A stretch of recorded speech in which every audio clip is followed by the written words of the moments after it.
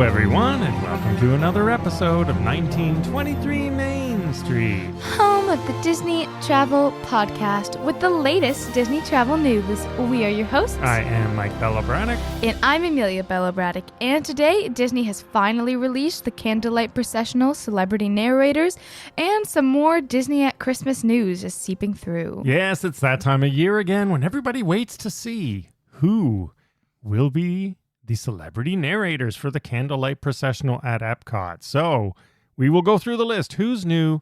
Who's back? Who would we want to see? And who have we seen? Now, sadly, we will not be doing the Candlelight Processional this year, and I'm going to miss it, but it's only because of Jollywood Nights. So we have the Very Merry Christmas Party. We have the new Jollywood Nights Christmas Party to go to. We're just running out of time to do all these things.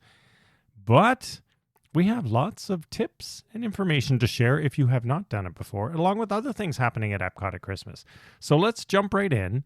The processional is a must-see, I would say. It is the Christmas story, so you have to, want to hear the Christmas story retold, but it is with a celebrity narrator that changes every few days, a huge choir, a huge orchestra, and there's even the cool trumpeters and the Voices of Liberty that come over from the America Pavilion. Yes, of course. So there's a lot to see, and there's a couple different ways you can do the Candlelight Processional, but I definitely recommend trying at least one of them, even if it's not the whole elaborate packages that you can get with this. So let's go through the list, and then we will talk about other things like that. Dining packages, are they worth it, and how does it actually work? So it kicks off on November 24th. Let's go through the list and the dates. Kicking it off on November 24th and 25th is Chrissy Metz, and she is new this year. Yes, another new member this year on November 26th and 27th is Fonsi.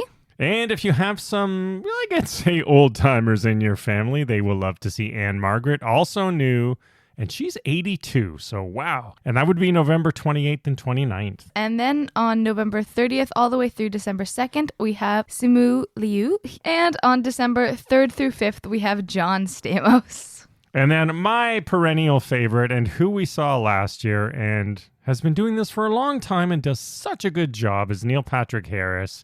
He will be there December 6th through 8th. Yeah, well, Disney's covering their sitcom bases with those two. And then following him is Marlee Matlin. She is December 9th to 11th. She's done this before, so she's an old hand at it. Yes, another brand new face is Brendan Fraser, who will be there from December 12th through 14th.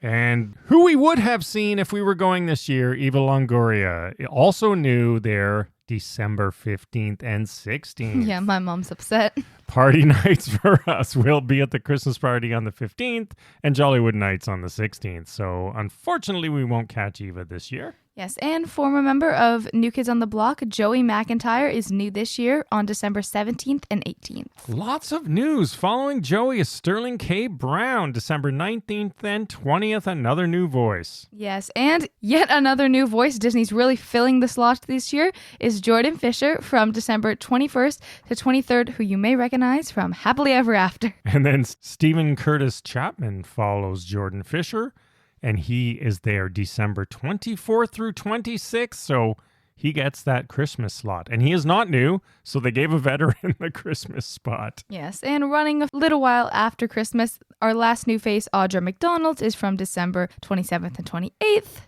And then rounding it out, just before New Year's, Lisa Lang, December 29th and 30th. So I have to say, this is probably one of the most well-rounded lineups in recent memory. Yeah. It's a good one. It is a very good one. So almost no matter when you're going, there's someone well worth. I mean, they're always good. Disney does a great job of picking all of these individuals to be the celebrity narrators. Yeah, they do tend to be a little bit of a bigger star bracket than some other EPCOT festivals. So like Eat to the Beat and those things. These are all a good mix of current, past, and just popular people. All right, now, how do you see the Candlelight Processional? You've probably heard of the dining package option. If you've never done it, we have done it. That option requires you to book a restaurant, which gives you a spot, a guaranteed seat at a show of your choice. Tickets go on sale, or meals and reservations go on sale on October 17th. But let's talk about how this really works. So, first of all, you're not necessarily guaranteed to get the restaurant you want because there are a limited number of slots for this dining package. It's a set menu or it's a prefix, so you have to get, appetizer, entree, dessert, and such. So they do limit it. So, for example, you might want Le Cellier, but you're really going to be eating at Coral Reef. Now, this is a good point. What Amelia's basically saying is these sell out fast. Because people want to get the top restaurants first. We got probably our least favorite restaurant being Coral Reef. I really just don't like it as a restaurant at all. Food quality, not great and such. But that's what we got last year because I waited too late. And so, we got one. But another important thing is you're guaranteed a seat, but you're not guaranteed a specific seat. So or in other words, a good seat. Yeah. So here's how it works if you've never done this. So first of all, let me tell you the restaurants. You're going to choose between Akershus, as we once did the pronunciation on this show, Akershus, Beer Garden, Coral Reef, Garden Grill, Le Cellier, Rose and Crown, and Spice Road Table. Those are the table service restaurants you will have a choice of. And when these packages sell out for your day, they're done. Yeah.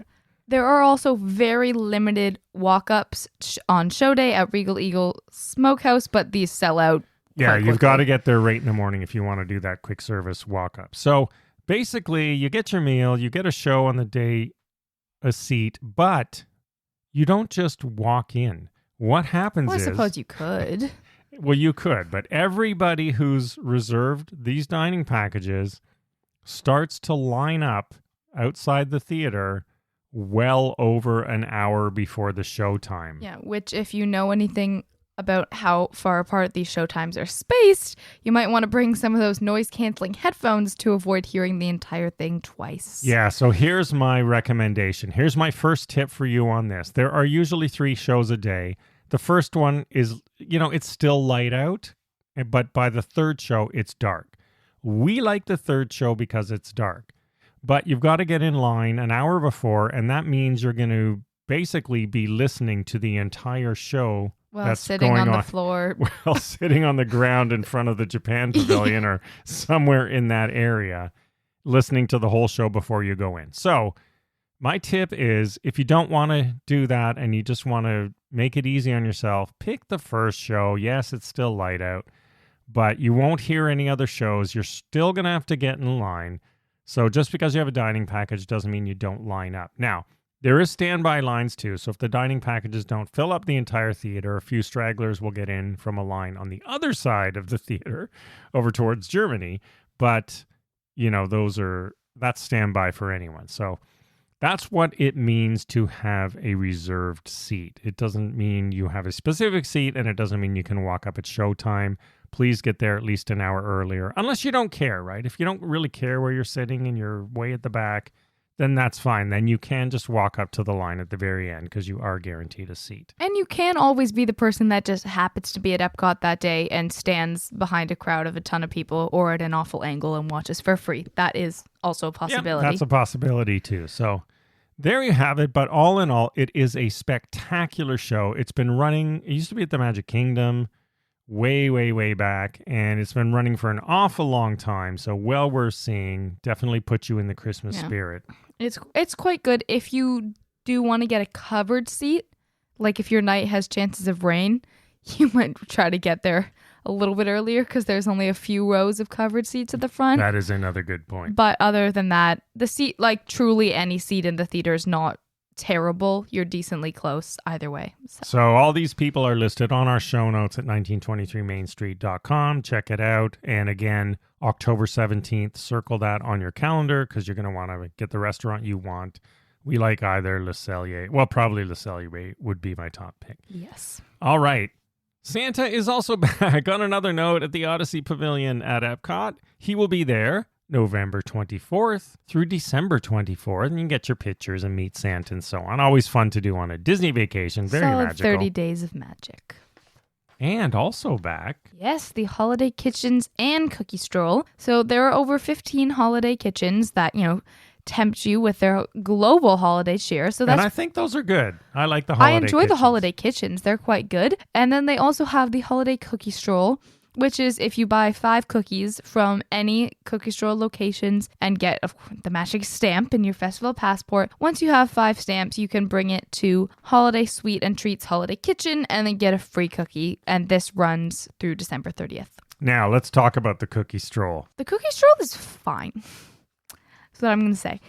It's not bad for what you're paying. There are better cookies available, but it's not bad. Yeah, I would recommend, and we're going to talk about the next event that happens, and I'm going to say the cookie stroll for me is not worth it. I would recommend not doing it because the price you pay for the cookies, 1 or 2 of them are great, but some of them are and even the one you get as a freebie is okay, but they're not the greatest cookies. In fact, last year there was quite a bit of backlash on social media about them being stale or dry or, just not up to quality at all. So, I mean, I have to say, I think we've talked about this, but Mickey's Very Merry Christmas Party has its own little mini cookie stroll, which is basically, imagine the Halloween party trick-or-treating, but they give you a cookie at each of these locations. They aren't gourmet. They're packaged in, little plastic, but they're quite good. They're not all cookies either. Some are drinks. They've changed it up in recent years. But the cookies there are a solid 5, 6, or 7 cookies throughout the park. There's no extra cost, but again, you pay to get into that party, but those are way better quality, I agree. Far, far better. Yeah, I love those cookies. In fact, we did both of those, again, back to back last year, and it was like, wow, these EPCOT cookies are not quite close. But if you do want to do a fun thing at Christmas, you do have another option, which I would recommend over the cookie stroll if you just want to have a stroll type of fun thing to do, especially if you have kids. Yeah, this one's quite fun. Olaf's Holiday Tradition Expedition Scavenger Hunt. And this Epcot loves its scavenger hunt. Yes, this is all the way through World Showcase. So you buy your map and your stickers from the festival merchandise kiosk, and you can discover the tradition that Olaf found out at each pavilion. And even if you don't complete the quest, you can still redeem your map at Creation Shop or Disney Traders or World Traveler at the International Gateway, and you get a special holiday keepsake. This also runs through December 30th. Yeah, so you know what? This is, in my opinion, a far more fun thing to do. And then go to the holiday kitchens and buy a good snack instead of buying 5 cookies of which one is good. So, or not specifically for Christmas, but the Germany Pavilion in Caramel Couche has this delicious gingerbread cookie sandwich. Oh, yeah. It's so good. It is. That is not dry. Please get this. It's delicious. Yeah, it's my favorite thing. I'll vouch for that as well. It's, even though it's available, not necessarily just at this time, it's very Christmassy.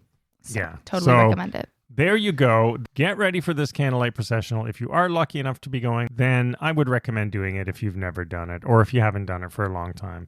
So check the show notes on 1923 Main Street. Follow along on social media as well. And check out our new shop with our subtle, cool Disney-inspired designs. A touch of magic.